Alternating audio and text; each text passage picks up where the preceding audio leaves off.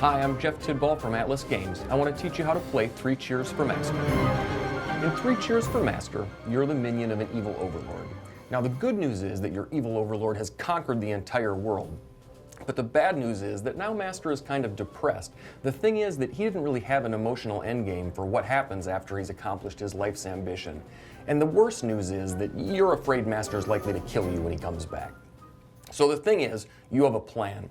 You are going to coach all of Master's war-hungry minions to stack up into cheerleading towers so that when Master comes back, they'll wave their pom-poms in penance, and Master's heart will be uplifted, and he will kill someone else. It's not a great plan, but it's the plan you've got, so let's do it. When you play 3 Cheers for Master, every player builds their own tower out of these minion cards, and this is what a tower might look like in the middle of the game.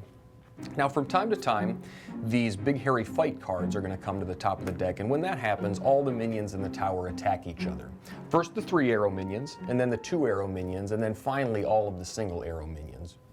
So if this tower attacks, here's what happens. First of all, Shydra, this 3 arrow minion, attacks Walter here. Now Walter's got a shield here, that's going to block Shydra's attack. No worries though, because Unicorn's got 2. Unicorn's going to kill Walter, so Walter is going to die. Then the 1 arrow minions all attack at the same time. Low kill Hubert, that's not going to work because Hubert's got a shield. Josser's going to kill Unicorn, that's totally going to work.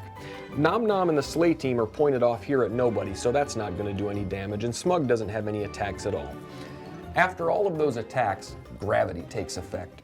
So Loki falls down, that's fine. Josser falls down, that's good. Now Smug does not fall at all because he is a flying minion with this flying icon, so he just stays there suspended in space. Now Nom Nom is heavy, that's bad news for Josser because when something heavy falls on your head, you die. When the Slay team falls, they have this weak icon, so anytime a weak minion falls down, it dies. And your once huge tower is now reduced to this state.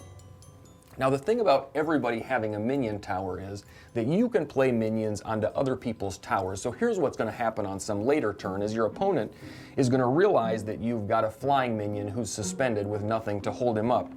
And anytime a flying minion has a heavy minion above him, that flying minion crashes. Now what we learned about weak minions is when they fall, they die. So Smug's going to die in that case, and then Butcher's going to fall down. And what we learned about heavy minions is that they crush the minions that they land on. So Loki dies in that case, and that shows how interactions go between different towers. So these special icons that give all of these minions powers have a lot of effect on how the game goes. So not only is there flying and weak and heavy, there are other abilities. There are ninja minions who come into play face down, so nobody knows which direction they're going to attack.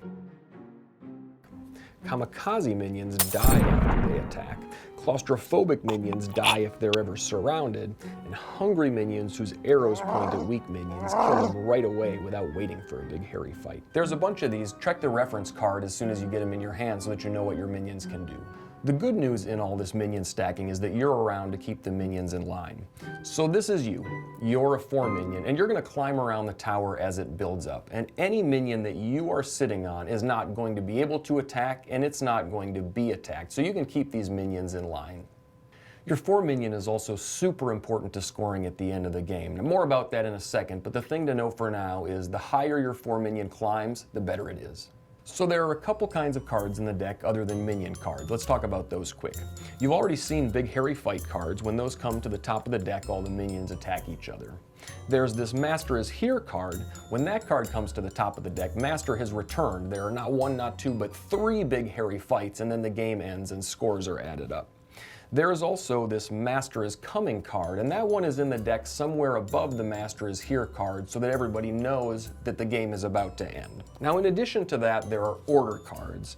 Each one of these order cards has 1 or 2 different options on it. If you play one of the ones with 2 options, you choose one or the other.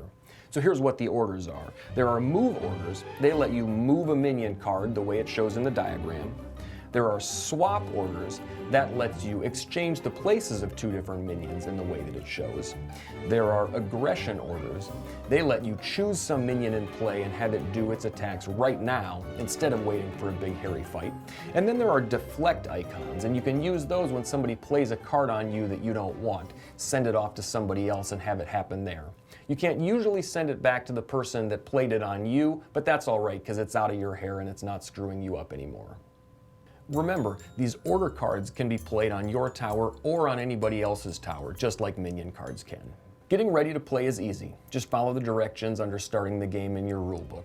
Everybody's going to end that with a hand of 3 cards, so you just start taking turns. 5 things that you do on your turn.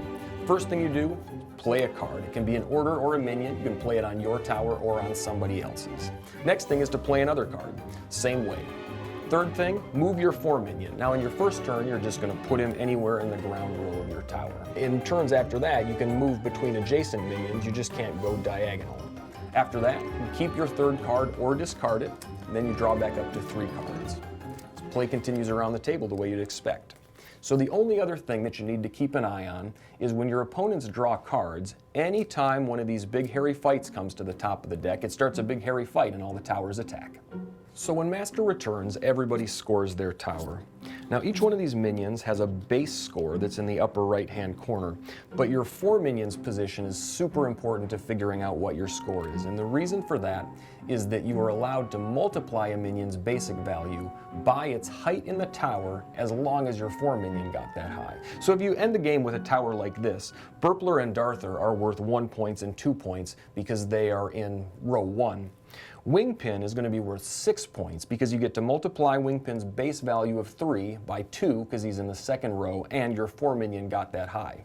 But Poe is only going to be worth 1 point because although he is in the third row, you didn't climb that high, so you don't get the multiplier in that case. The other important thing to know is that in order to get a multiplier, your minion has to be contiguous to your foreminion. So if you got a tower like this where there is an empty column in your tower, your foreminion is up here, you are not allowed to take multipliers for these minions over here because they are not contiguous to your foreminion. So if you look at a tower like this, Creeper and Mull are worth 2 and 3, they're in the first row. Shakespeare is worth 1, no multiplier for him. Fuzzy Slug is worth 2, he's got a base value of 1 times 2 for the second row. Froggy's base is 2, but he doesn't get a multiplier because he's separated from the foreminion. This Tall is worth 3, 1 base times 3 for the third row. Captain Contusion is worth 12 because he's got a base of 3, he is in the fourth row, and you did manage to climb that high. So this whole tower is worth 25 points. That's it. Visit us at the web address on your screen, grab some downloads, get in touch with us if you need to. Hey, thanks so much for watching. From everybody here at Atlas Games, we really hope you enjoy 3 Cheers for Master.